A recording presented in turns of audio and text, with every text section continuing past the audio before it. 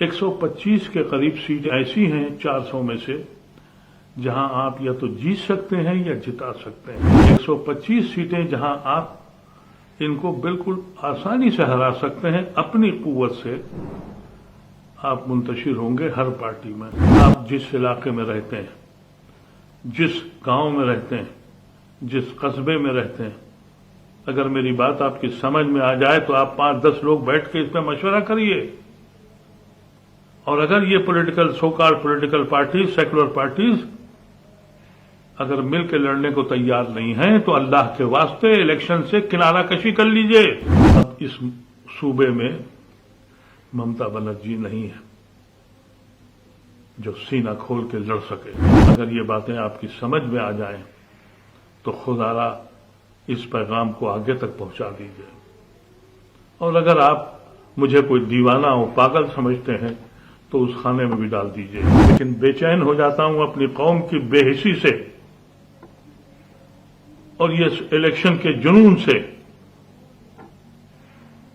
मैंने सब कुछ देखा है, मुझे मालूम है कि गहराई क्या है। इस इलेक्शन में आपको फैसला करना है कि वो जालिम जिन्होंने 7 बरस में हिंदुस्तान में दिलों को बांट के और मजालिम किए हैं और लूटा है, यहां तक कि उन्होंने तो श्री राम के ट्रस्ट को भी नहीं छोड़ा। ऐसी हुकूमत जिसने हिंदुस्तान को जहन्नुम बना दिया हर लिहाज से। कारोबार बंद हो गए, रोजगार खत्म हो गए, मासूम मर गए। वो पुलिस ऑफिसर्स जिन्होंने दरिंदगी करके वो आतंकवादियों से ज्यादा दरिंदे पैदा हुए हैं, नौजवान बच्चों को जेलों में डाला है, उनको नौकरियों से निकालकर सलाखों के पीछे भेजना है।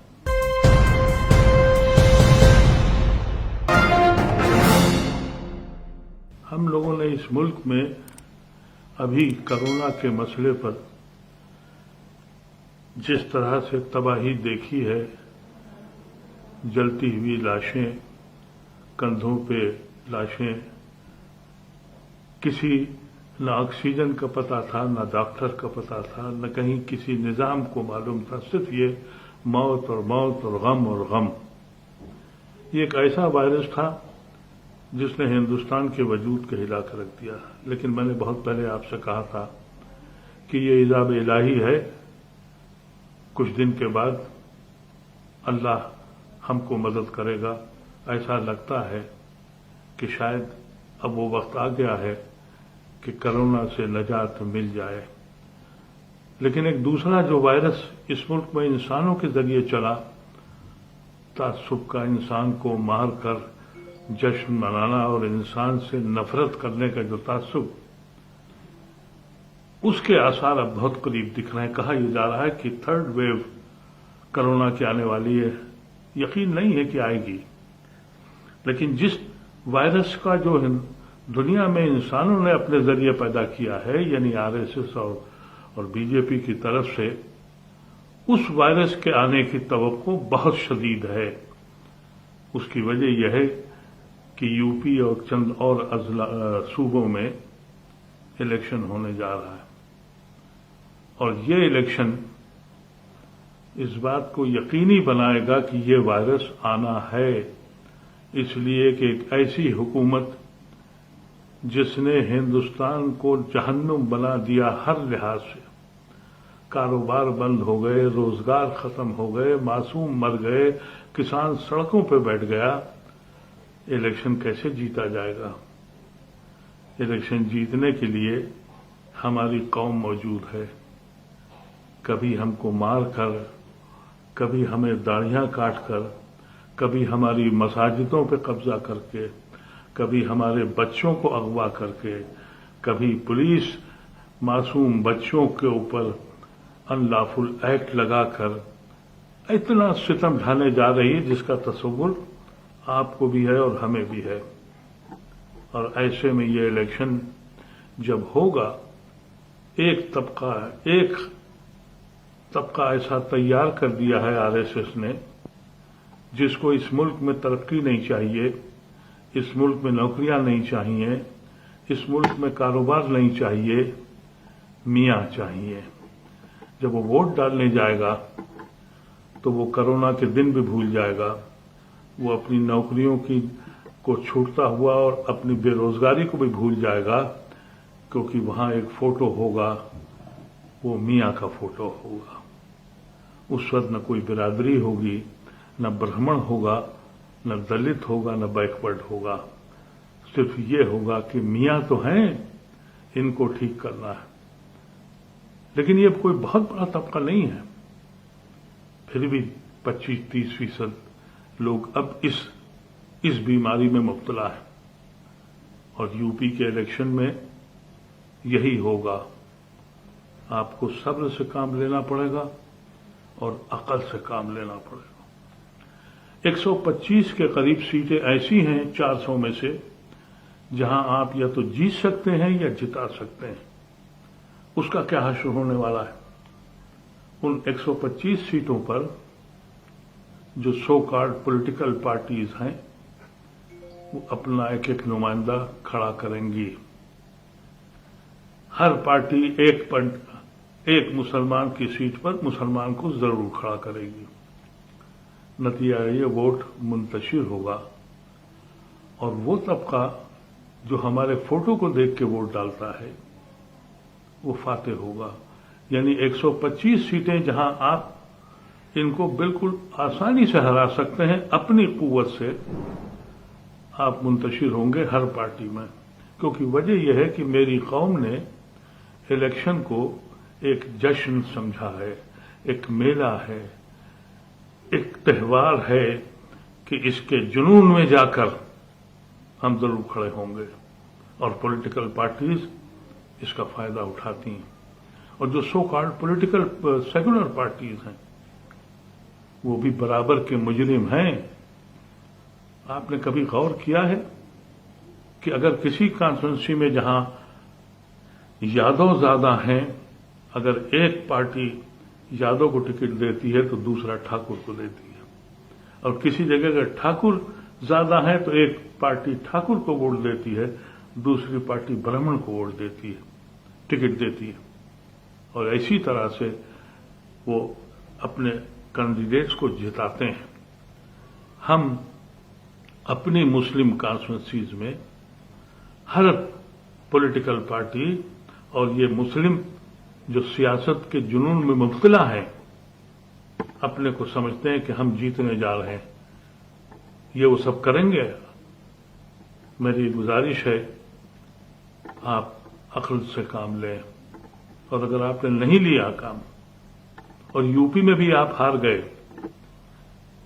तो फिर आप जानते हैं आपका अंजाम क्या होने वाला है। ये इलेक्शन जीतने और हारने का नहीं है मेरे अजीजों। इस इलेक्शन में आपको फैसला करना है कि वो जालिम जिन्होंने 7 बरस में हिंदुस्तान में दिलों को बांट के और मजालिम किए हैं और लूटा है, यहां तक कि उन्होंने तो श्री राम के ट्रस्ट को भी नहीं छोड़ा। उनको जेल भेजना है, उनको जेल भेजना है, उनके खिलाफ मुकदमे चलाने हैं। वो पुलिस ऑफिसर्स जिन्होंने दरिंदगी करके वो आतंकवादियों से ज्यादा दरिंदे पैदा हुए हैं, नौजवान बच्चों को जेलों में डाला है, उनको नौकरियों से निकालकर सलाखों के पीछे भेजना है। ये इलेक्शन जीतने और हारने का नहीं है। मेरी गुजारिश है आपसे, आप इन सारे पॉलिटिकल पार्टी से कहिए जो अपने को पॉलिटिकल सेकुलर कहते हैं। आपको मालूम है, मैं सुन रहा हूं अखिलेश यादव कह रहे हैं हम सब सीटें लड़ेंगे। कांग्रेस कह रही है कि हम सब सीटें लड़ेंगे। मायावती सब सीटें लड़ेंगी। इसी तरह से मैंने देखा है कि आजकल आम आदमी पार्टी भी ताल ठोक रही है। ये सारी पार्टियां ये सोचकर कि अब मोदी और योगी कमजोर हो गए हैं, हम बादशाह बनने जा रहे हैं, ये अपनी पार्टियों की फिक्र कर रहे हैं, अपनी पार्टियों को बढ़ाने की बात कर रहे हैं आपकी गर्दनों के ऊपर। कभी समझ में आया है आपकी ये बात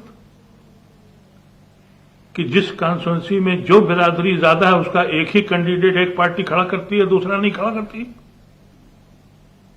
कभी इस पे सोचा है आपने? या इलेक्शन लड़ने का जुनून आपको कहां से कहां पहुंचा ले गया?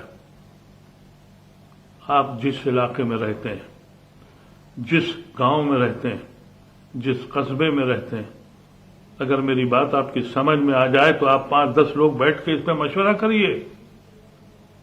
और अगर ये पॉलिटिकल पार्टीज, सेकुलर पार्टीज अगर मिल के लड़ने को तैयार नहीं हैं तो अल्लाह के वास्ते इलेक्शन से किनारा कशी कर लीजिए। कह दीजिए इनसे कि अगर तुम मिल के नहीं लड़ोगे तो हम मुसलमान वोट नहीं डालेंगे। 100 के करीब सीटों पर जिस पे गिद्ध की तरह सब आंख लगाए हुए हैं कि मुस्लिम वोट मिल जाएगा, ये सब का सब आरएसएस और बीजेपी को जाएगा। कह दीजिए कि साहब अगर आप नहीं जुड़ते तो हम वोट नहीं डालेंगे। यकीनी तौर पर कुछ ऐसे लोग होंगे जो बीमार हैं सियासी, और सियासी बीमारी नहीं है, मुसलमानों में तो बहुत से सियासी कैंसर में मुब्तला हो गए। अब पार्टियां छोड़ के दूसरी पार्टियों में जाएंगे कि वहां से टिकट मिल जाएगा, वो नहीं मानेंगे। लेकिन कुव्वत तो आपके हाथ में है। आप प्रेशराइज करिए इनको, इनसे कहिए कि अगर आप मिल के नहीं लड़े तो हमारे वोटों पर मजाक मत करिएगा। और अगर ये मान जाते हैं तो यकीनी तौर पर वो वक्त आएगा जब आप इन जालिमों को जेल के पीछे भेजेंगे। आप उन बेवाओं के साथ इंसाफ करेंगे जो बेवा बनाई गई, उन यतीमों से का हिसाब लेंगे इनसे जिनको सड़कों पर लिंच करके मारा गया, उन नौजवानों को जिनको जेलों में पुलिस ने डाला था, उनको, उन पुलिस वालों को वहां वापस करेंगे। मैंने जो कुछ आपसे कहा, खुदा करे कि आपकी बात ये समझ में आ जाए। मैं समझता हूं कि हर इलाके में बैठक करिए, चाहे वो 5 आदमी हो, इस पे गुफ्तगू तो करिए। इलेक्शन ये कोई मजाक का इलेक्शन नहीं होने जा रहा है। इस हिंदुस्तान की तारीख बदलने जा रहा है। अभी शुक्र है अल्लाह का, इस जमीन पर, इस मुल्क में अभी बहुत से सेकुलर भाई मौजूद हैं। उनके साथ सितम न करिए। कम से कम मेरी कौम को यह कहना चाहिए कि हम आपके साथ हैं, वो सब तबाह हो जाएंगे। ये पॉलिटिकल पार्टीज, ये सब अपनी ताल ठोक रहे हैं।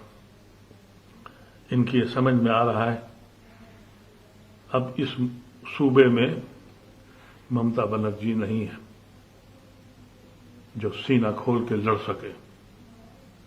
इस मुल्क में और इस सूबे में जो हजरात हैं वो हर मौके पर सिर्फ और सिर्फ अपनी पार्टी के वजूद के लिए लड़ रहे हैं। अगर ये बातें आपकी समझ में आ जाएं तो खुदारा इस पैगाम को आगे तक पहुंचा दीजिए। और अगर आप मुझे कोई दीवाना और पागल समझते हैं तो उस खाने में भी डाल दीजिए। लेकिन ये फिक्र है जो मुझे बेचैन करती है। मेरी जिंदगी रोज चंद दिन की ऊपर वाला देता है,